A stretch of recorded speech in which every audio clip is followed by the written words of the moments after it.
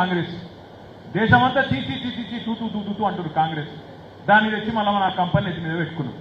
ఏమైంది ఇప్పుడు ఆ దరిద్రం తెచ్చుకున్న పాపానికి? ఒక్క పని అయింది ఏదైనా కాంగ్రెస్ వచ్చినాక ఈ 2.5 ఏళ్లలో గుడ్డ పైస పని చేయలే. ఏమైనా మాట్లాడితే ఇందిరమ్మ రాజ్యం. ఏంటిది ఇందిరమ్మ రాజ్యం అంటే ఇల్లు కొట్టుడా?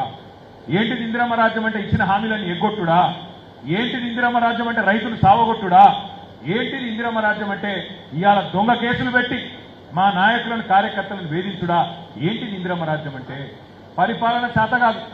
చేతగాక రేవంత్ రెడ్డి కొత్తపల్లె అందుకున్నాడు.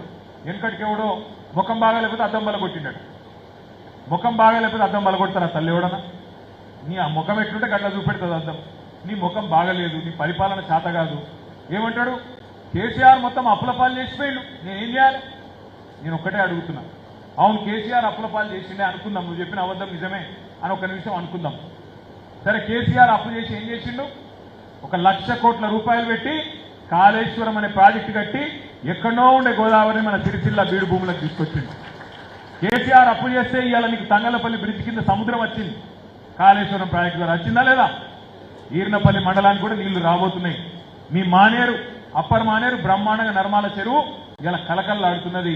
కేసీఆర్ అప్పు చేసి కాళేశ్వరం కడితే నీళ్ళు వచ్చినాయి, గోదావరి నీళ్ళు వచ్చినాయి. కేసీఆర్ అప్పు చేసింది కరెక్టే. 70 లక్షల మంది రైతుల ఖాతాల్లో 73,000 కోట్ల రూపాయలు వేసిండు కేసీఆర్ అప్పు చేస్తే.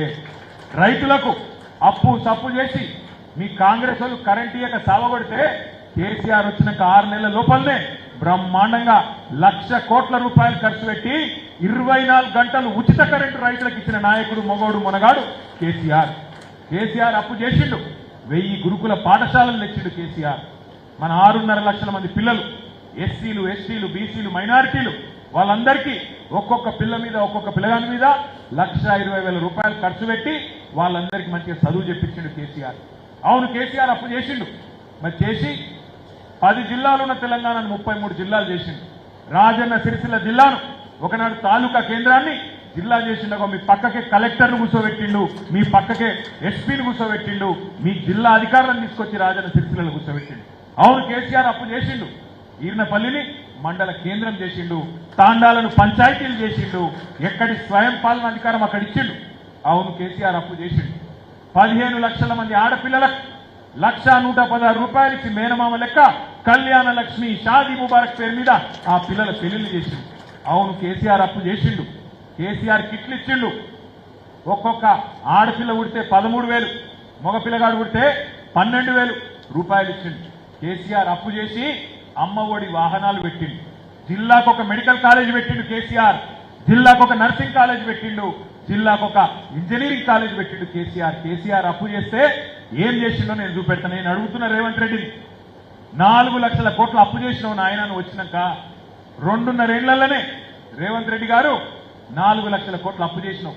4 పనులు చూపెట్టి నువ్వేం చేసినావు నేను కూడా చూస్తా. ఒక ఇటుక పెట్టినావా ఎక్కడన్నా? ఒక కాలువ తవ్వినవా? ఒక చెరువు తవ్వినవా? పోనీ పెన్షన్ డబల్ చేస్తాను, 2,000 4,000 చేస్తాను చేసినవా? మహిళలందరికీ 2,500 ఇస్తాను ఇచ్చినవా? లగ్గం చేసుకునే పిల్లలకు తులం బంగారం ఇస్తాను ఇచ్చినవా? స్కూటీలు ఇస్తాను ఇచ్చినవా? విద్యా భరోసా కార్డులను ఇచ్చినవా? నెలకు 4,000 ఇస్తాను చదువుకున్న నిరుద్యోగులకు ఇచ్చినవా? ఏం చేసినావు? మరి ఏం చేసినావు అంటే నాకు తెలుసు. ఏం చేసినావు అంటే రేవంత్ రెడ్డి గారు రెగ్యులర్ సీఎం కాదు, ఆయన రెన్యువల్ సీఎం. నెలకు రెన్యువల్ చేయించుకోవాలి. ఎట్లా రెన్యువల్ చేయించుకోవాలి? ఢిల్లీకి డబ్బు సంచులు మోయాలి, ఆడ పైసలు కప్పం కట్టాలి, కడితేనే రెన్యువల్ అవుతుంది, లేకపోతే కాదు. అందుకే రైతు బంధు బంద్ అయింది. రాహుల్ బంధు మాత్రం జోరుగా నడుస్తుంది. రాహుల్ గాంధీ ఖాతా మాత్రం టింగ్ టింగ్ టింగ్ టింగ్ అంటుంది. 1,000 కోట్ల రూపాయలు ఇక్కడ జరిగే దోపిడీ ఇలా మొత్తం రాహుల్ గాంధీకి చేరుతున్నది. రైతులకు మాత్రం చేరుతున్నది. మీ ధాన్యం కొనేందుకు పైసలు లేవు, పేదవాళ్లకు పెన్షన్లు ఇచ్చేందుకు పైసలు లేవు, అట్లాగే మహిళలకు 2,500 ఇచ్చేందుకు పైసలు లేవు, తులం బంగారం పెట్టేందుకు పైసలు లేవు, బతుకమ్మ చీరలు ఇచ్చేందుకు పైసలు లేవు, కేసీఆర్ కిట్లు ఇచ్చేందుకు పైసలు లేవు, ఆఖరికి బడి పిల్లలకు భూ పెట్టేందుకు కూడా పైసలు లేవు.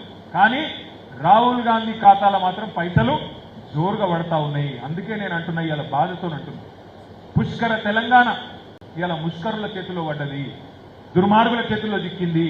వడ్డిచ్చిన విస్తరలాంటి తెలంగాణ ఇలా కుక్కలు చింపిన ఇస్తారైతున్నది కాంగ్రెస్ వాళ్ళ దిక్కుమాలిన పాలనలో. మరి తెలంగాణను కాపాడుకుందామా, ఇడిచిపెడదామా ఆలోచించండి. వందల మంది పిల్లలు చచ్చిపోతే వచ్చింది తెలంగాణ, ఉత్తగానే రాలే. కేసీఆర్ గారి నాయకత్వంలో అన్ని కులాలు అన్ని మతాలు ఒకటై ఆ రోజు జేఏసీ రూపంలో కదం దొక్కి సబ్బండ వర్గాలు, మీ వీర్నపల్లి కావచ్చు, గంభీరావుపేట కావచ్చు, ఎల్లారెడ్డిపేట కావచ్చు, ముస్తాబాద్ కావచ్చు, సిరిసిల్ల కావచ్చు, తంగళ్లపల్లి కావచ్చు, ఏ మండలమైనా అందరం కలిసి కదం తొక్కితే అది చూసి ఇయ్యక తప్పదు, ఇయ్యకపోతే ఈపు చింతపండు అవుతుందని అర్థమైనాక కాంగ్రెస్ పార్టీకి బీజేపీకి అప్పుడు సిగ్గు తెచ్చుకొని తల దించుకొని తెలంగాణ ప్రజాశక్తికి తల ఒగ్గి కేసీఆర్ నాయకత్వంలో చేసిన పోరాటానికి భయపడి మర్యాద గీయలే తెలంగాణ. తంతేనే గల్ల పట్టుకుంటేనే ఆఖరికి పార్లమెంట్లో బిల్లు పెట్టి ఇయ్యక తప్పని పరిస్థితి వచ్చింది. మరి ఇటువంటి తెలంగాణను కాపాడుకుందామా లేకపోతే దుర్మార్గులకు అప్పచెప్పుదామా? ఈయన రాసి నక్కల పాలు చేసినట్టు ఇవాళ వీళ్ళకి అదిలి పెడదామా? ఆలోచించండి. ఇవాళ మీ ఒక్కటి గుర్తుపెట్టుకోండి, సిరిసిల్ల నేను ఎమ్మెల్యేగా ఉన్నా, మీ దయతో మీ ఆశీర్వాదంతో నేను పని చేస్తా. తప్పకుండా ఏ అవసరాలున్నా మా తమ్ముడు అరుణ్ అన్నాడు, ఒక నాయకుడి అండా ఒక పార్టీ అండా ఉండాలని. తప్పకుండా గతంలో 10 ఏళ్లు నాకు అవకాశం వచ్చినప్పుడు ప్రభుత్వంలో ఎట్లా రాజన్న సిరిసిల్ల జిల్లాని, సిరిసిల్ల నియోజకవర్గాన్ని అభివృద్ధి చేసిందో మీ కళ్ళ ముంగట్నే ఉన్నది.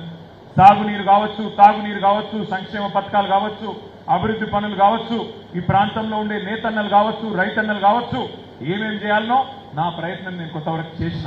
అంతా అయిపోయిందని నేను అంటలేను.